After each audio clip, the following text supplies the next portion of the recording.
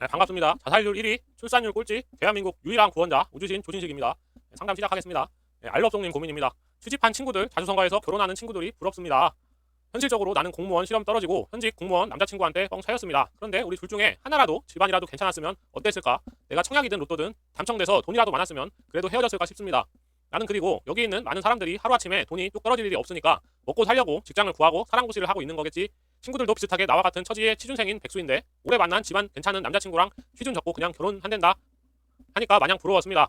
또 다른 친구는 투썸에서 알바하다가 번호를 따였는데 번호 물어본 남자랑 또래일 뿐더러 남자가 건물주 집안이라 결혼할 때도 시댁 측에서 아무것도 요구 안 하고 몸만 오라고 했다고 합니다.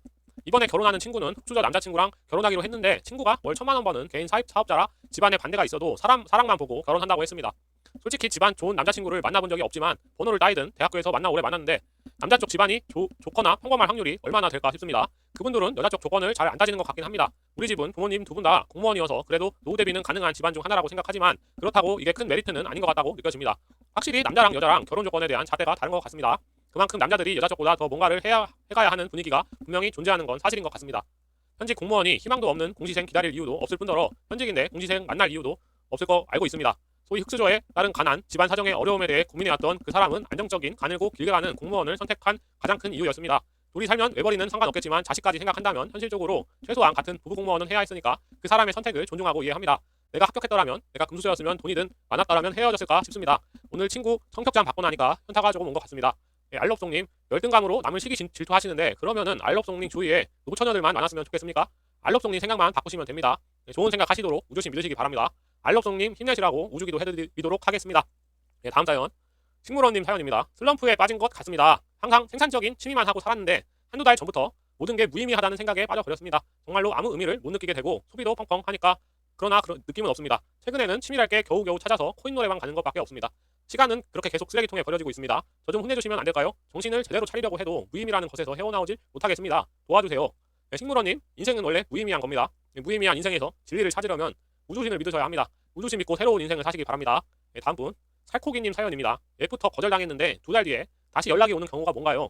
소개팅하고 애프터 신청했는데 사정상 못 만나서 나중에 시간 될 때 연락드리겠다고 하더군요. 한 2주 지나고도 연락이 없길래 저쪽에서 거절했구나 생각했습니다. 근데 한 2달쯤 지나고 갑자기 언제 뵐 수 있을지 연락이 오더랍니다. 왜 연락을 못했냐고 물어보니까 이런저런 사정이 있었다고만 하던데 아직 날짜는 안 정했는데 이런 일은 처음 겪어봅니다. 살코기님, 안타깝지만 썸 타전 사람이랑 깨져서 하는 짓인 것 같습니다. 그럼 거짓된 인간관계 말고 우주심 있고 진실한 관계를 만나시길 바랍니다. 좋은 사람 만나시라고 우주기도 해드리겠습니다. 하늘뚫기님 사연입니다. 오랜만에 연결된 원망스러운 아빠의 연락 어떻게 해야 할까요? 저희 아빠는 알코올 중독에 여자 밝히고 폭력적이고 이기적인 도박꾼입니다. 일단 아빠 집안 자체가 아주 가난한 집안입니다. 막내인데 11남매입니다. 설날에 어릴 적 아빠 쪽에 가면은 집안 식구는 많은데 세뱃돈으로 1,000원 한 장이 끝입니다. 그래서 고작 다 받은 돈은 10,000원이 끝이었습니다. 그리고 학대하는 게 심해서 저는 항상 어릴 적부터 PC방으로 도피했습니다. 유치원 나이 때부터 고등학생 때까지. 하지만 부모님은 부유했습니다. 세뱃돈 10,000원은 기본에다가 100,000원 이상 주시기도 하고 항상 환영해주고 재미있게 해주는 친척형 누나들이 있었습니다. 하지만 20번 중 한 번만 외가 쪽 가고 대부분 아빠 쪽으로 갔습니다. 아빠는 사업 때문에 1년 중에 집에 있는 날은 30일도 안 됐습니다. 있어도 맨날 술 먹고 새벽에 들어오고 냉장고에는 참이슬 오리지널로만 가득했습니다. 집에 오면은 항상 엄마랑 싸우고 부모님 둘 다 잘 때 아빠가 핸드폰 전화 오는 거 받아보면 매춘부나 공사치는 여자들이었습니다. 초중고 졸업식 입학식에는 당연히 안 왔습니다. 거의 아버지 없이 자랐다고 보면 됩니다. 고졸 후에 바로 군대 갔는데 전역 후에 알게 된 사실이 어머니 명의치과 어머니가 쌓아올린 부를 아빠가 계집질과 도박으로 탕진했다고 했습니다. 어머니는 화병에 저 20대 중반에 스트레스 병인지 암으로 하늘나라로 가셨습니다.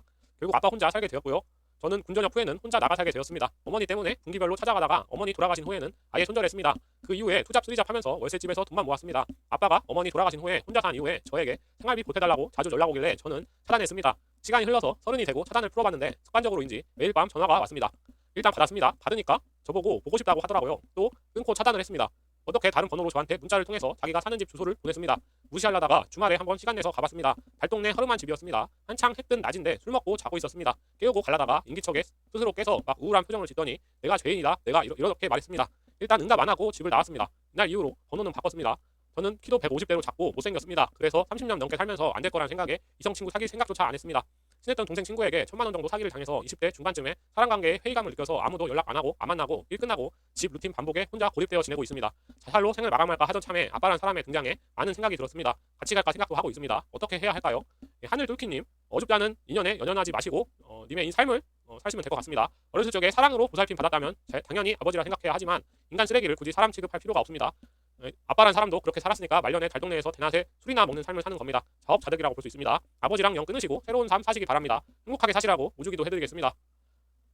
다음 분 사이버 고물상님 사연입니다. 애 놔두고 친구 만나러 간 와이프가 늦게 들어오는 걸 아무렇지도 않게 생각합니다. 4살짜리 애 두고 친구 만난다고만 하면은 한 번도 안 보내준 적도 없고 보내주는데 적어도 아침 10시에서 40분에 나가면 저녁은 같이 먹을 건지 애 저녁은 뭘 줄 건지 적어도 7시 정도에는 와야 하는 거 아닌가요? 1시간 떨어진 외곽 카페에서 저녁 6시 30분쯤 전화해서 어디냐고 물으니까 카페라길래 안 오냐고 물으니까 왜 화를 내냐고 짜증을 냈습니다. 이게 제정신을 가진 여자인가요?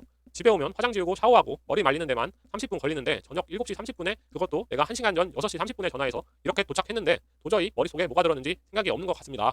사이버 고물상님 매일 그러고 나가면 문제지만 어쩌다가 그러면 이해를 해주시면 될 것 같습니다. 4살짜리 애는 같이 키우시는 거니까 약속 있으면 대신 봐줄 때도 있으면 되는 겁니다. 새벽도 아닌데 괜찮습니다. 그리고 저녁 먹고 온다면 내가 애 저녁 챙겨주면 되지 그걸 꼭 와이프가 챙길 필요는 없는 것 같습니다.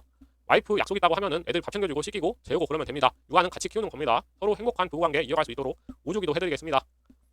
다음 분 바라보자님 사연입니다. 전 남자친구가 생각이 많이 납니다. 1년 좀 넘게 만났고 헤어진 지는 한 달 정도 됐습니다. 소개팅으로 만나서 정말 재밌고 예쁘게 만났는데 처음엔 뭐래도 다 좋고 같이 있으면 너무 행복했습니다.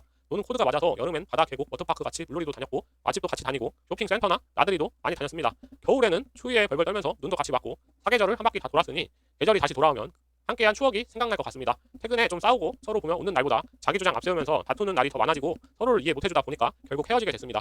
헤어지고 사진첩 정리하니까 삭제한 사진만 2,000장 정도입니다. 대충 훑은 거라 몇 개씩 중간에 삭제 못한 것도 있습니다. 너무 그립고 지금 뭐 하는지 무슨 생각하는지 주말 잘 보냈는지 궁금하고 생각나지만 어차피 안 맞는 사이고 다시 만날 수 없어 생각만 하면서 넣어두려고 합니다. 그래도 SNS에 맛집 광고나 여행 갈 곳 이런 피드 뜨면은 전 남친이 많이 생각납니다. 같이 가면 재밌을 텐데 하고요. 시간이 약입니다. 저도 새로운 사람 만나고 있고 그도 저보다 더 좋은 사람 만나서 행복했으면 좋겠습니다. 바라보자님, 인연이라면 어떤 상황에서든 함께 극복할 수 있어야 인연이라고 생각합니다. 그래야 연인 관계가 한 단계 더 나아갈 수 있는 건데 조금 안 맞고 힘들다고 해서 누구는 이별부터 생각한다면 서로 인연이 아닌 거라고 생각이 듭니다. 더 좋은 인연 만날 수 있도록 우주기도 해드리겠습니다.